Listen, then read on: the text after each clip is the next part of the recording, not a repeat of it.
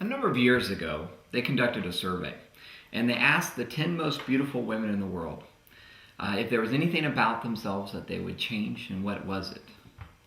And of course, the 10 most beautiful women in the world, to a woman, all said, "No, we're the 10 most beautiful women in the world. Stop beauty shaming us," and then slapped them. I wonder who came up with that survey. That's kind of interesting. Oh, I want to talk to the 10 most beautiful women in the world. I know I'll come up with a survey. I don't know. These nerds are very sneaky. Well, wait, no. That's not what they said. The 10 most beautiful women in the world, every single one of them had something they would change. Most of them had multiple things they would change. I mean, think about that for a minute. Think about that while you listen to this song. I wanna buy the world a great big trash can, get all the beauty magazines that I can, throw them in, set them on fire. Yep, I'm gonna set them on fire. Cause every page is a lie they're telling, every face is a promise they're selling. I don't wanna fit in, so much for measuring up. Truth is sinking in, who I am is good enough. Who you are is good enough. No more trying. I'm gonna have a confession to make. And you probably need to put down anything flammable or anything explosive.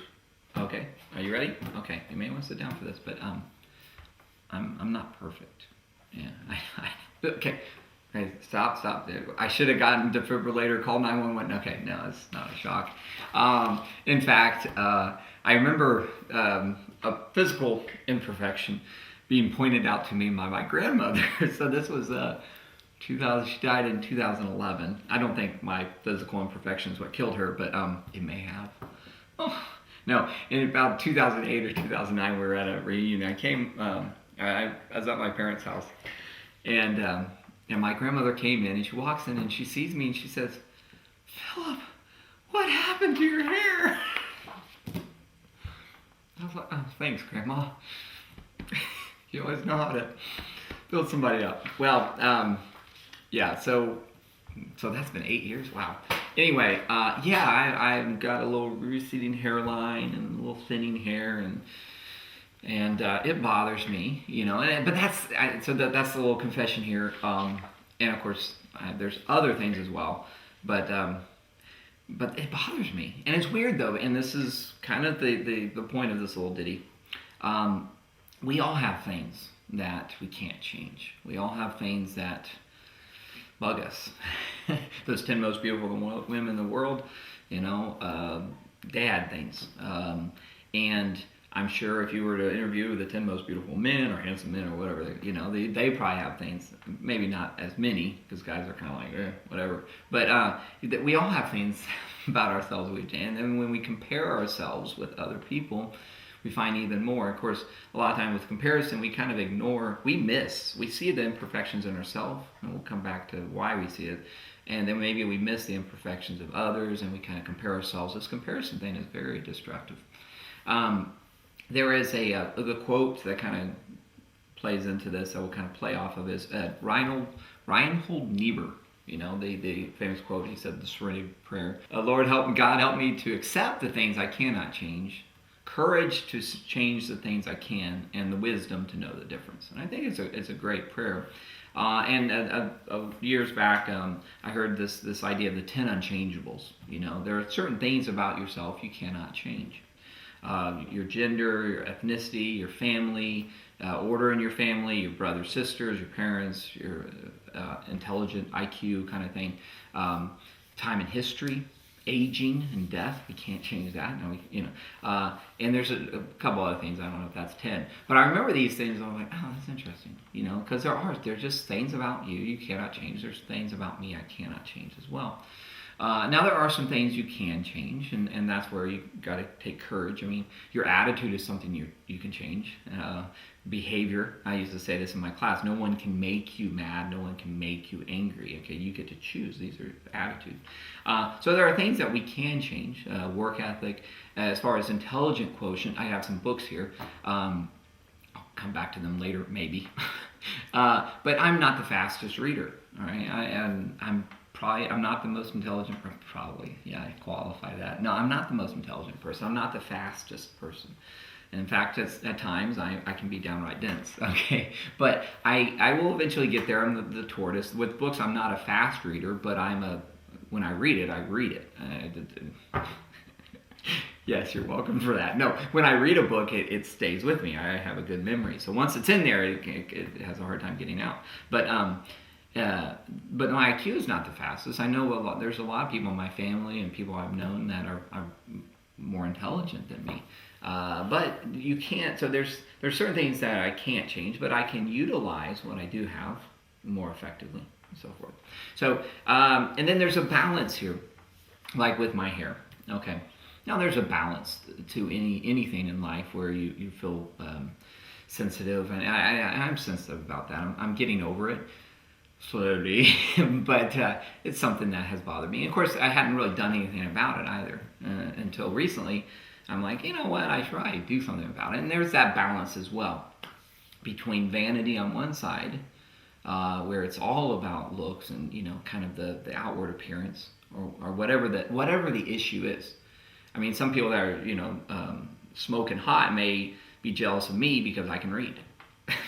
I'm teasing them, but they might be jealous of me for other, I can't think of anything right off the bat, but they might be, they could be. Maybe my humor attempts, they might be jealous of that. But, like the attractive people said that the stereotype is attractive people aren't that smart. Of course, that's not always true, but it's true most of the time, at least in my head. It's got to be true. There's got to be a balance in the gift themes of men and women, so there's this balance. How we're going back to vanity. Some people, you can be too vain and too focused on something. On the other hand, you can be a slob and not take care of yourself at all and let yourself go. All right, so there's that balance. Well, and I'm trying to, with my own life, with the physical, I'm like, okay, being single, I probably don't want to be the slob. That's, lots of fish in the sea, but you're going to have some kind of bait that's not repulsive, right? So there's that balance. Okay, so there are some things that encourage to change things, but you also have to come to a point where, or you, me, we have to come to a point where we can accept those things. There's things I can't change about myself, and do I accept those? And for each one of us, we can focus on the things that are deficiencies or the things we don't like about ourselves. Or we can focus on the things that are good. For instance, with me, I bet people with a full head of hair would probably kill to have my metabolism. I hope they don't kill me to have my metabolism. That would be kind of weird, but I have a really good metabolism. I'm healthy as a bug, right? Well, people that are sick all the time, they would be like, hey, take my hair and, give me your... I don't know how you would exchange those things, but that's something I take for granted. My beard, I can grow a good beard, which is, again, I think God's kind of joke, inside joke. So I can grow a good beard, and I'm like, Lord, if you could just, but I can grow a good beard. I remember when I was in Indonesia, the church we worked with and so forth, they wanted to grow beards, and they'd grow like a string of hair. It was, I'm not making fun of them, but it was just like they would try to grow, but certain ethnicities and so certain people, and they just can't grow a beard. And we all have our areas that we're like, we feel weak or we feel lacking in, all right? And then the areas that we have strengths in, we kind of take those for granted. And again, I'm talking about myself here, but I'm hoping I'm not the only one. So there's that balance.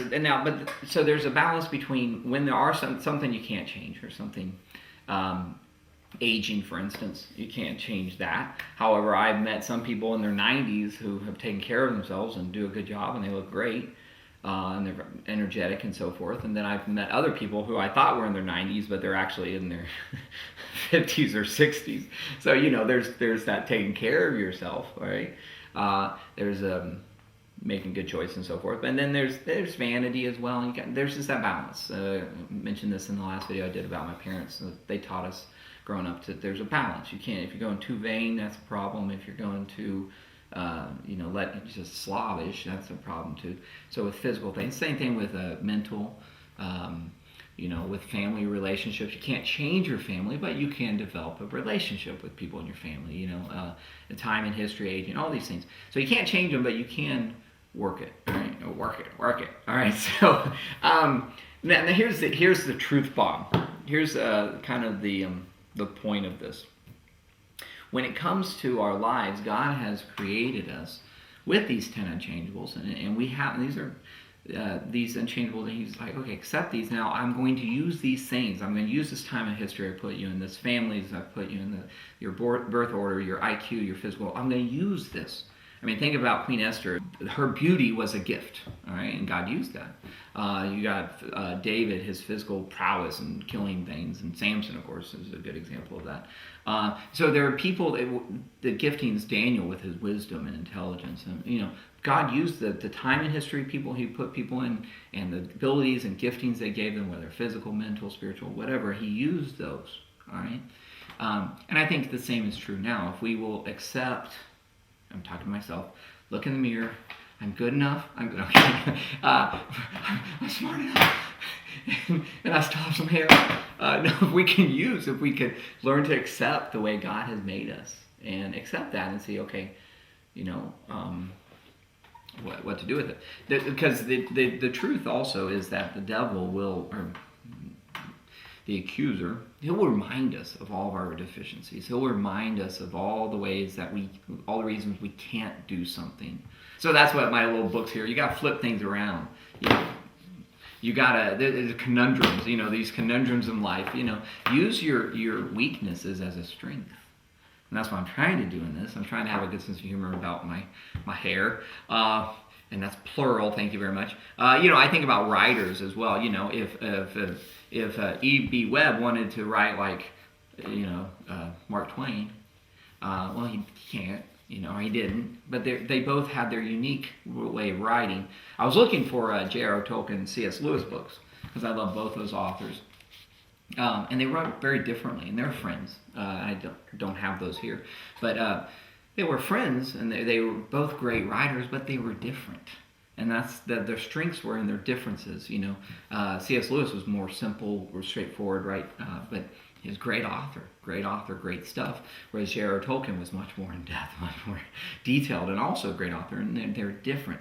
So we're different as well. We have differences. Obviously, I'm pointing out some really obvious stuff today. But the devil is going to always kind of remind us of our deficiencies. This is somebody else's quote, but I was sharing this to a friend recently. The devil knows our name, but calls us by our sin. And you could also say he calls us by our deficiencies or their areas of weaknesses or whatever. He's going to focus on those. Whereas God knows about this, but He's going to call us by our name. And names, I've been talking to some friends of mine about this. Names have meaning, so identity. So God calls us by our identity, what He's called us to, our identity, our purpose. And the devil is going to call us by our sin and our lacks. My hair receding and stuff is not a sin, it's just a genetic thing, okay? But He's going to keep pointing this out to me. And so I can... Anyway, so that's the truth bomb is we've been created a certain way. God has created us a certain way. He's given us these unchangeables. Now we can work with it, okay? We can do what we can. We can get vain, and that's not good, or we can be a slob. I think, again, there's a balance there. But we also focus on, okay, what are the strengths He has given us? And I actually didn't grab this book, but I was reading listening to a book, let's be honest. I was listening to an audiobook about, how a lot of times we're trying to build up our weaknesses. And in business, actually one of the things you would do in business is you exploit the strengths. A rising tide lifts all boats. So you focus on the strengths of a situation. You focus on an individual's strengths. And you don't worry about the weaknesses. And the strengths they'll help kind of bring up the weaknesses. This idea of focusing on our strengths, focusing on what God has given us, being grateful for what He has, and stop comparing us to other people. Stop comparing yourselves. And going back to that quote I opened this with the 10 most beautiful women in the world, I feel sorry for them. Number one, the survey was done 20 years ago or something. It was back, I remember hearing this when I was younger. And those 20 women now have been replaced, and the 10 most beautiful women this year will be replaced by 10 more different women next year. I mean, it's a vicious thing. this idea of comparing yourself and the number one. I was watching football tonight. The number one athlete this week or next year is somebody else. There's always this replacement, and I just man. I'm kind of glad that I'm peaking later in life, and as a writer and as an author, as a presenter, no one looks at a book. You read C.S. Lewis books. You don't look at his picture and be like, well, I'm not going to read this. He had thinning hair too, or Tolkien or whatever. You don't look at writers, so I don't know why I'm mentioning that. But this idea of peaking too early, I feel sorry for like teenage stars or actors or people that peak in their early 20s, musicians and so forth. I'm like, oh man, the rest of their life is kind of downhill. It's kind of depressing. So anyway, so leave that on a nice, cheerful note. But so it's focus on what God has given us. Those things that just like, okay, that's a weakness. That's all right. Or that's no big deal. I'm going to focus on what God has. I'm going to make the best of things and encourage, change things I can, accept things I can't change, and then just pray for God to give you that wisdom. So anyway, that's today's little ditty. See you later.